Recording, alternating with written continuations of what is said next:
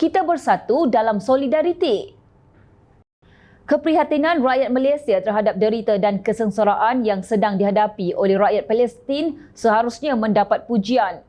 Malah sejak berpuluh tahun dahulu, Malaysia sentiasa konsisten dalam menyokong dan bersolidariti atas apa yang berlaku. Terkini, sasaran kerajaan untuk mengumpul dana 100 juta ringgit bagi akaun Amanah Kemanusiaan Rakyat Palestin AAKRP menghampiri sasaran dengan jumlah terkumpul 81 juta ringgit. Perdana Menteri Datuk Seri Anwar Ibrahim berkata, dana kecemasan yang berjaya diperolehi dalam masa singkat itu menunjukkan sokongan penuh rakyat Malaysia terhadap penindasan rakyat Palestin. Saya terharu dalam masa singkat dengan dana awal kita dapat kumpul lebih 80 juta ringgit yang akan memenuhi matlamat diumumkan peringkat awal iaitu 100 juta ringgit. Ini menunjukkan keprihatinan dan terima kasih kepada syarikat kerajaan, swasta dan syarikat bukan Islam, katanya ketika berucap pada Majlis Agihan Sumbangan AAKRP berkenaan. Dalam pada itu, Perdana Menteri menegaskan pendirian Malaysia untuk terus bekerjasama dengan negara-negara Arab bagi melancarkan bantuan kemanusiaan.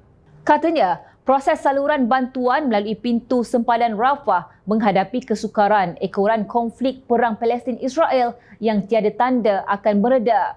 Maklumat terkini yang saya dapat dari Mesir, Turki dan Arab Saudi bahawa ada kesukaran untuk salurkan bantuan kemanusiaan ke Palestin. Majlis Keselamatan Pertubuhan Bangsa-Bangsa Bersatu PBB juga gagal memutuskan tindakan gencatan senjata. Malah Badan Pengaman Dunia itu tiada kesediaan untuk meredakan sengsara dihadapi rakyat Palestin. Buat masa ini, kalau boleh diketepikan dahulu salah siapa, sebaliknya beri tumpuan kepada mangsa yang kebuluran, sakit dan mereka yang tidak dapat kemudahan perubatan, jelasnya lagi.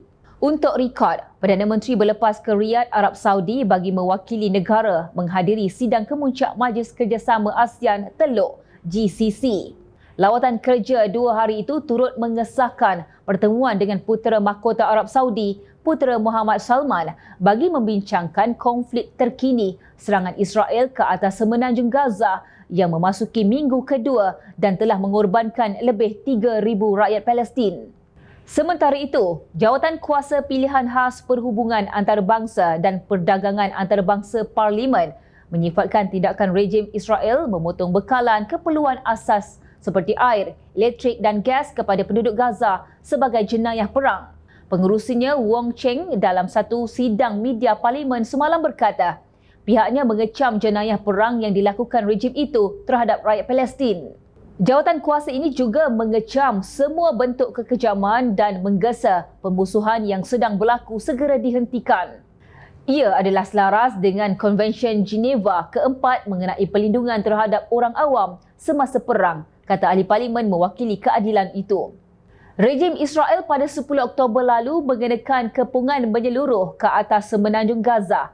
Mereka bertindak memutuskan bekalan air elektrik dan gas selain terus mengebom sasaran di kawasan Palestin yang sesak. Tindakan itu sebagai tindak balas terhadap serangan mengejut Hamas yang dilancarkan bagi menamatkan pendudukan secara haram kaum Yahudi di bumi Palestin.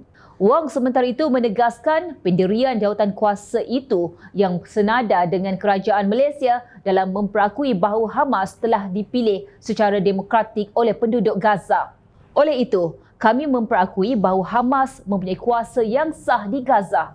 Jelasnya sambil menggesa agar Pertubuhan Bangsa-Bangsa Bersatu PBB diberi mandat menjadi pengantara proses gencatan senjata dan menguruskan pemindahan pelarian secara selamat serta teratur. Syabas buat seluruh rakyat Malaysia atas keprihatinan dan kecaknaan kita terhadap derita yang ditanggung rakyat Palestin ketika ini tanpa mengira fahaman politik. Terus berdoa, bersolidariti dan membantu. Sama-sama kita doakan semoga Allah akan membantu mereka. Amin amin ya rabbal alamin.